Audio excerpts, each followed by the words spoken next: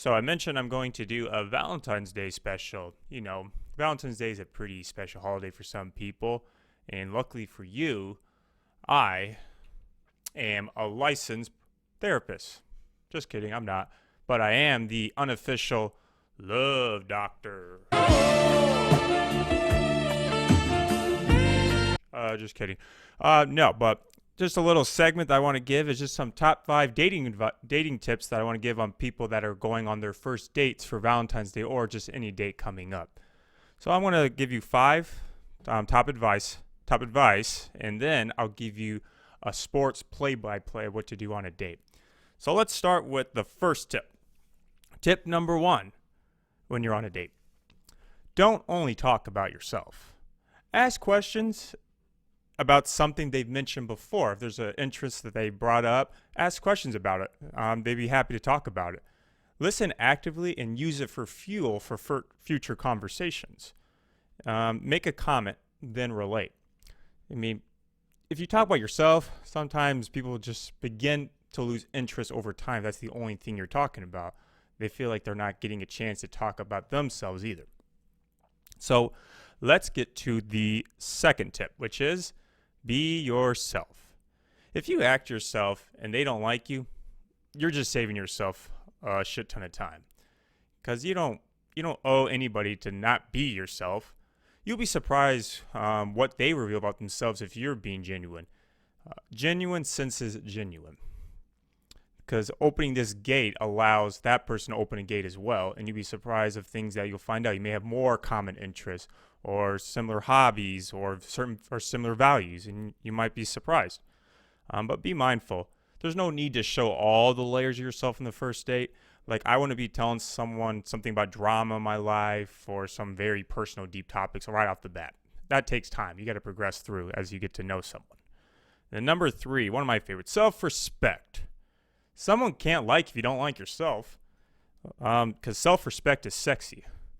If you're confident in yourself and you don't have to have a big head about it, people will sense that, and they'll like you more because, nobody likes a simp.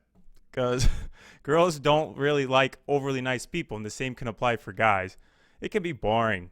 It's like, what's the point? What fun is it if you're always going to agree with what somebody says?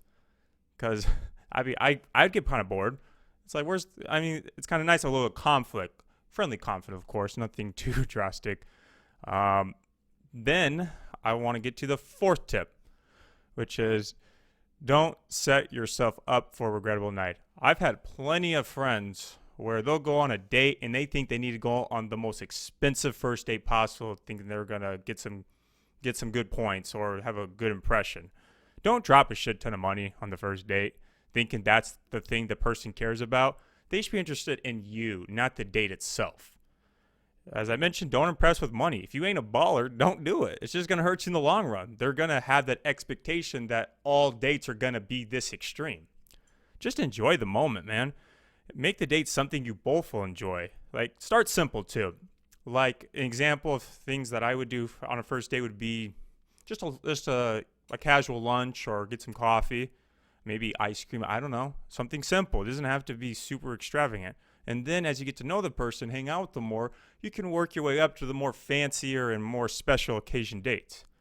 And so don't make it very pressuring with a fancy dinner or late night drinks. They may think you're only trying to smash, and they may not want that. Some people do, but not everybody. And then the 5th tip I have is just relax. It's a date. It's supposed to be fun. If you can't get comfortable with the person, they may not be a good fit for you. If it doesn't go well, no sweat. It's not the end of the world. There's always going to be someone else that'd be willing to go on a date with you. If not, you might need to adjust yourself a little bit. If you're yourself, you're nice, and they don't like you, you did your part. It wasn't meant to be anything. So don't take it too personally. So I gave you my top 5 tips in terms of what to do for the very first date. So this is a sports show. So let's make this a little bit sports related. I'm your dating coach, and this is the play-by-play action of what to do on the very first date. So I'll bring it down to the top all the way to the end of the date. So here are some things.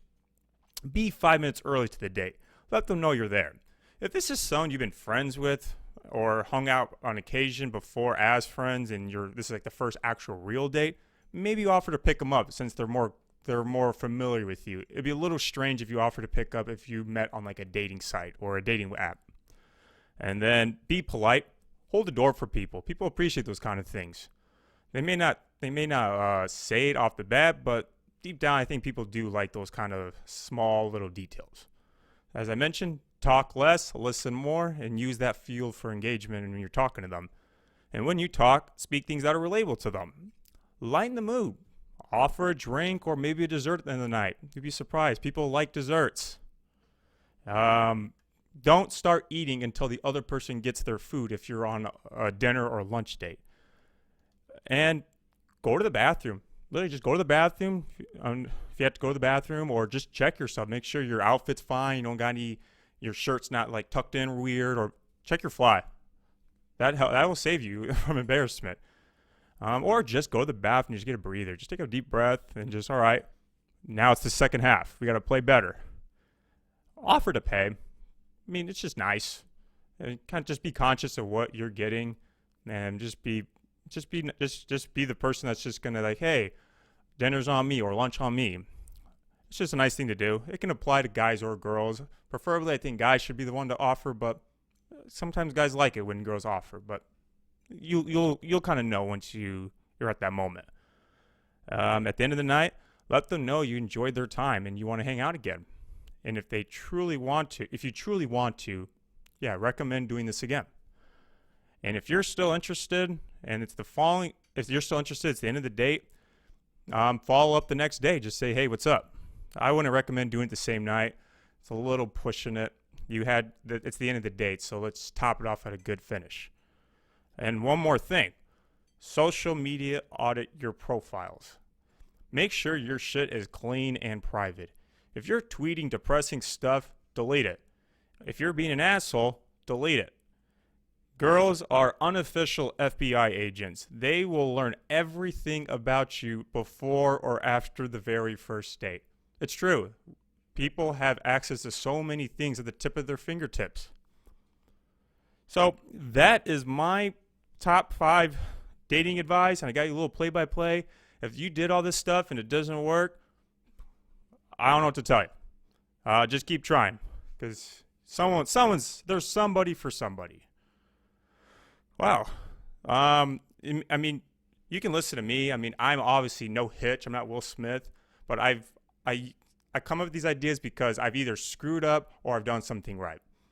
I mean, experience is what kind of helps kind of figure out what to do in these sort of situations, regardless if it's a date or anything. But since it's Valentine's Day, I actually would like to present something that I made for my girlfriend. If you're on the audio Spotify, I recommend just watching the YouTube one. Otherwise, it's not going to be as fun to listen to. So this is what I would like to present.